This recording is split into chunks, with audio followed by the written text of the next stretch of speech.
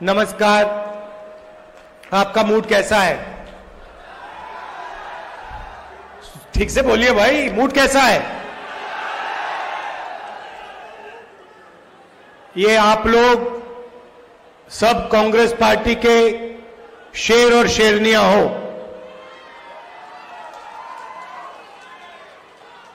और शेर और शेरनी किसी से नहीं डरते हैं।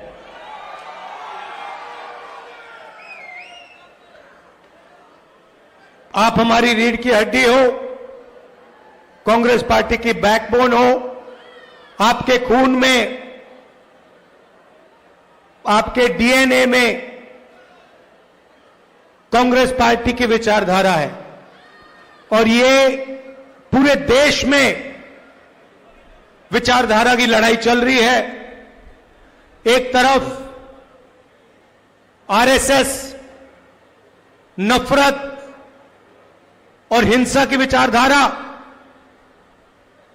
बांटने की विचारधारा, भाई को भाई से लड़ाने की विचारधारा, और दूसरी तरफ कांग्रेस पार्टी सत्य और अहिंसा की विचारधारा, जोड़ने की विचारधारा, नफरत मिटाने की विचारधारा। यह लड़ाई चल रही है और आप लोग सत्य और अहिंसा के सिपाही हो। भाइयों और बहनों, आप असम के बारे में जानते हो,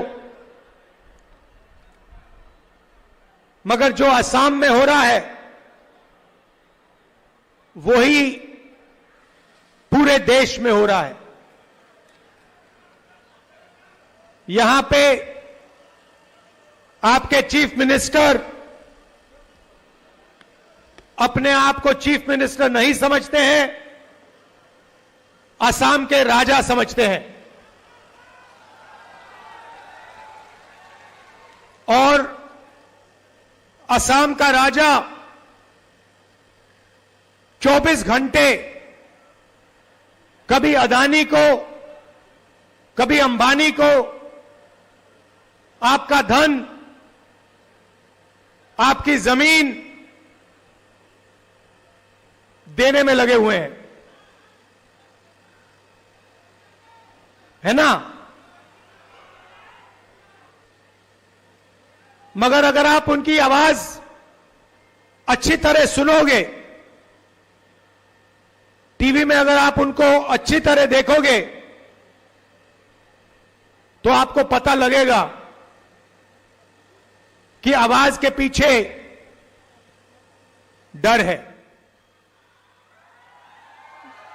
बड़ी बड़ी बातें करते हैं, चिल्लाते हैं, मगर आप आज जाकर टेलीविजन पे उनका चेहरा देखना,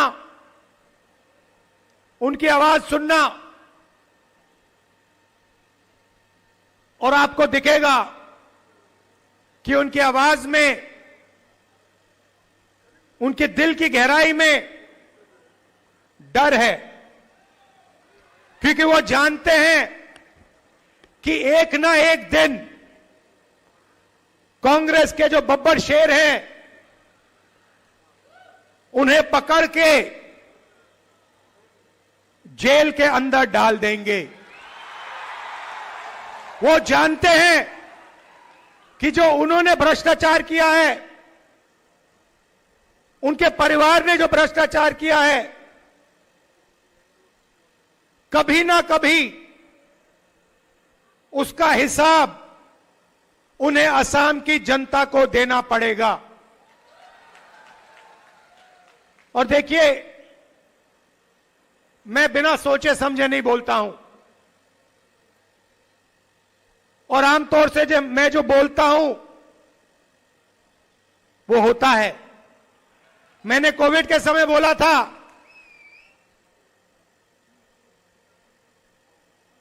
नोटबंदी के समय बोला था, गलत जीएसटी के समय बोला था, और नतीजा आपको दिखा। और मैं आज आपको बोल रहा हूं कि कुछ ही समय में आपको यही मीडिया वाले आपके चीफ मिनिस्टर को जेल जाते हुए दिखाएंगे। और इससे उनको ना मोदी बचा पाएगा, ना अमित शाह बचा पाएगा। आप देखना, वो जेल के अंदर आपको दिखेंगे। और ये काम कांग्रेस पार्टी नहीं करेगी। ये काम असम के जो युवा हैं, असम के किसान हैं, असम के मजदूर हैं, असम के हर जात के लोग, हर धर्म के लोग ये काम करने वाले हैं, क्योंकि उनको मालूम है कि ये व्यक्ति जो है ये एक भ्रष्ट व्यक्ति है।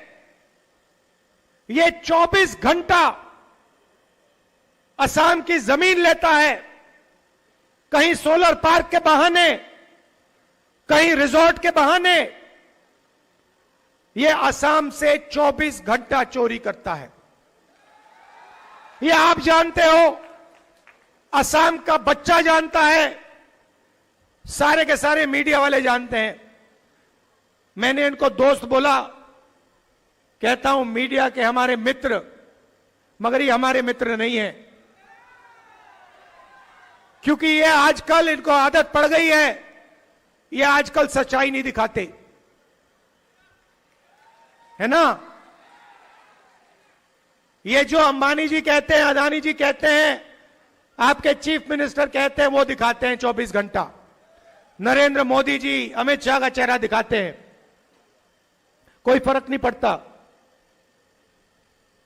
इनका कोई असर नहीं पड़ता, क्योंकि सच्चाई असम की जनता जानती है, असम की जनता के दिल में है। और आप देखना, कुछ ही समय में चुनाव होगा और आप देखना कांग्रेस पार्टी इस चुनाव को स्वीप करके जीतेगी। यहां पे हमने एक नई टीम खड़ी की है और मैं गौरव गोगोई जी को, बाकी टीम को बधाई देना चाहता हूं कि आप लोगों ने काम शुरू किया है और इसका नतीजा असम की जनता को जरूर दिखेगा, हम सबको दिखेगा। भाई और बहनों, मैंने आपसे असम की बात की, थोड़ा सा मैं आपको देश के बारे में भी बताना चाहता हूं और यह असम के लिए भी जरूरी है। भाई और बहनों, कुछ समय पहले महाराष्ट्र में चुनाव हुआ और महाराष्ट्र में जबरदस्त तरीके से बीजेपी ने चुनाव में चीटिंग की। लोकसभा में और विधानसभा में 1 करोड़ नए वोटर बने। लोकसभा खत्म हुआ,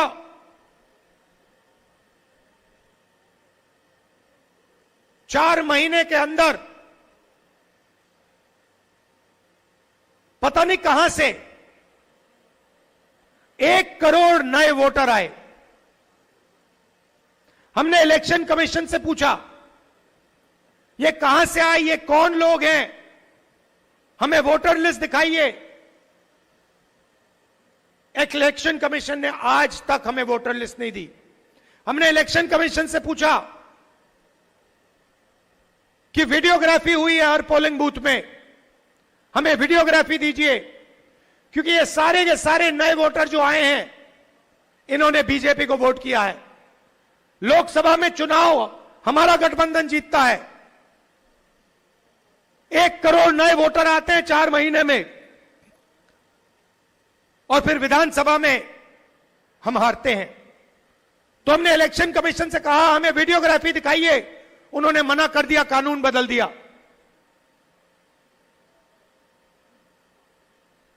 भाइयों और बहनों, महाराष्ट्र का चुनाव बीजेपी ने और इलेक्शन कमीशन ने चोरी किया है। मैं आपको इस स्टेज से कह रहा हूं, और वही काम वो बिहार में करने की कोशिश कर रहे हैं। आपको मालूम होगा कि उन्होंने बिहार में नई वोटर लिस्ट तैयार करनी शुरू कर दी है और उस वोटर लिस्ट में लाखों करोड़ों लोगों को वो हटा रहे हैं। किसको हटा रहे हैं? गरीबों को, मजदूरों को, किसानों को, कांग्रेस पार्टी के वोटर्स को, आरजेडी के वोटर्स को। हम वहां पे आंदोलन कर रहे हैं, हम उन पर दबाव डाल रहे हैं, मगर मैं कांग्रेस पार्टी के नेताओं को और हर वोटर को कहना चाहता हूं, जो इन्होंने महाराष्ट्र में किया, जो ये बिहार में करने की कोशिश कर रहे हैं, वही ये आसाम में कोशिश करने की ये कोशिश करेंगे। और ये आप सबकी, हम सबकी जिम्मेदारी है कि इन्हें ये काम हम नहीं करने देंगे। तो आपको सावधान रहना है, क्योंकि ये बीजेपी वाले और इलेक्शन कमीशन ये एक साथ आजकल काम कर रहे हैं। इलेक्शन कमीशन अपनी जिम्मेदारी नहीं निभा रहा है। इलेक्शन कमीशन पूरे तरीके से बीजेपी और उनकी नेताओं की बात सुन रहा है। हमने उनसे अनेक बार वोटर लिस्ट मांगी है, आज तक हमें ना वोटर लिस्ट मिली, ना वीडियोग्राफी मिली। बहाने बनाते हैं, मैंने चिट्ठी लिखी है, बहाने बनाते हैं, अपना काम नहीं करते हैं। तो आपको सावधान रहना है, आपकी लीडरशिप को सावधान रहना है।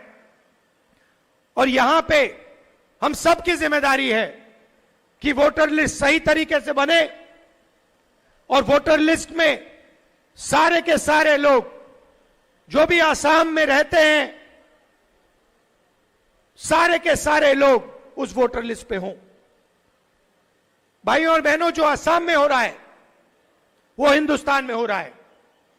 यहां पे आपकी जमीन हजारों एकड़ किसी ना किसी बहाने अदानी को, अंबानी को, रामदेव को दी जाती है। वही महाराष्ट्र में हो रहा है, वही हिंदुस्तान के कोने कोने में हिंदुस्तान की सरकार कर रही। जहां भी आप जाएं, जो छोटे बिजनेस वाले हैं, जो देश की रीढ़ की हड्डी हैं, किसान हैं, मजदूर हैं, उनको खत्म किया जा रहा है